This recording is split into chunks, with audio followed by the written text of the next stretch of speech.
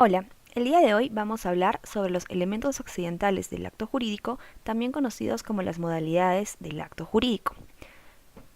En esta presentación podrás descubrir cuáles son estas modalidades y para qué sirven. En realidad son muy importantes. Recordaremos un poco también, como ya los aprendido en las lecciones anteriores, que en la doctrina existen diferentes elementos del acto jurídico. Bajo la teoría tradicional tenemos los elementos accidentales, los naturales y también los esenciales. Pues justamente repasaremos. A ver, si recuerdas, los elementos esenciales están dados por la manifestación de voluntad, objeto, forma, capacidad y finalidad. Si recuerdas, estos elementos son indispensables para que se configure el acto jurídico y los encontramos en el artículo 140 del Código Civil. Por otro lado tenemos los elementos naturales, también llamados aquellos elementos que derivan del mismo tipo de acto jurídico que se celebra. Por ejemplo, en una compraventa, el pago de intereses si este fuera establecido en plazos, ¿verdad? También encontramos entonces los elementos accidentales del acto jurídico. Justamente estos últimos son aquellos que se consideran en la lección del día de hoy y son tres: la condición, el plazo y el modo. Estos son sumamente importantes, pero también debes saber que estos pueden estar o no presentes en el acto jurídico, dependiendo de la autonomía y la voluntad de las partes en considerarlos así en sus negocios.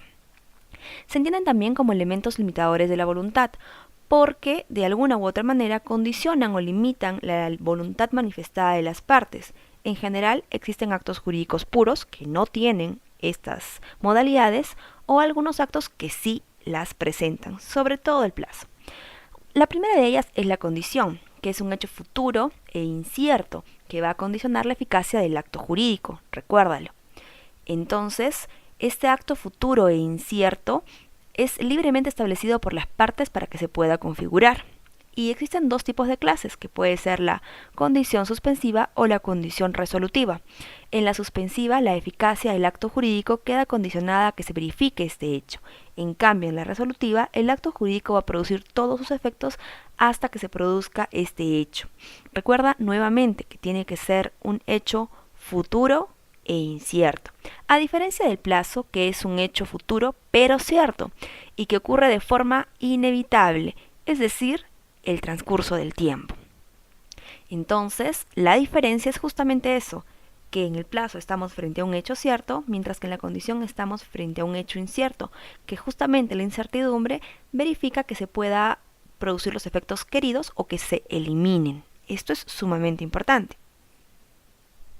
Luego también podemos hablar que existen diferencias entre el término y el plazo. El término es el primer día o el último día del plazo, o sea, los puntos extremos dentro de un plazo. Lo puedes verificar del gráfico.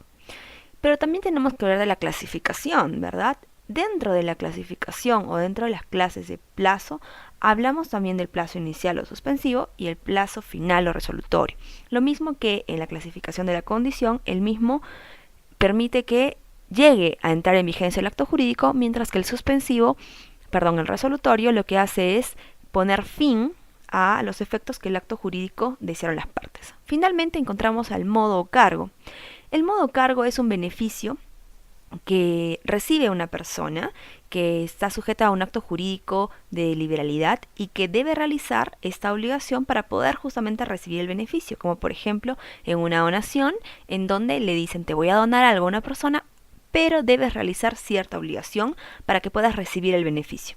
Siempre el beneficio debe ser mayor al cargo o obligación que se le está imponiendo.